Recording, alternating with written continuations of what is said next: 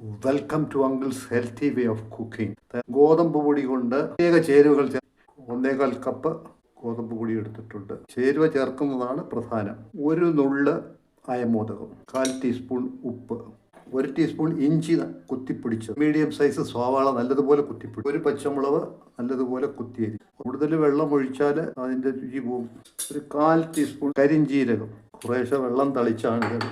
കല്ലിൽ നേരിട്ട് പരത്തുന്നതിന് പകരം ഒരു ചെറിയ ടിപ്പ് ഞാനിവിടെ കാണിക്കുകയാണ്.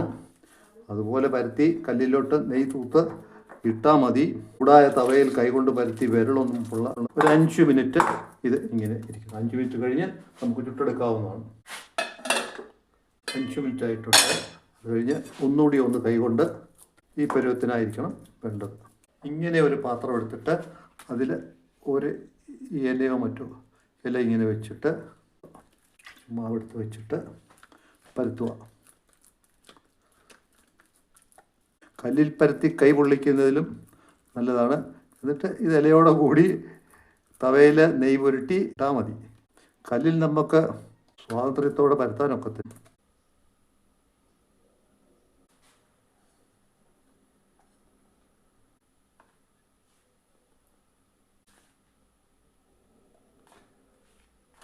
ഇങ്ങനെ കൊണ്ടിട്ട് കൊടുക്കുക.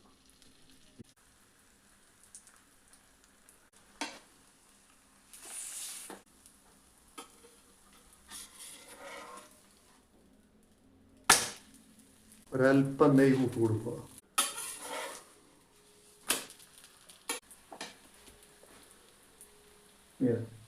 കഴിയുമ്പോൾ ഇങ്ങനെ ഇലയങ്ങ് എടുക്കാം. ഇങ്ങനെ ഇല എടുത്തിട്ട് ഈ വശത്തും ഒരല്പം നെയ്യ് കൂട്ടി കൊടുക്കുക. ഈ വശം ഇങ്ങനെ തിരിച്ചിടുക. കല്ലെ പരത്തിയ അടയപ്പമായി.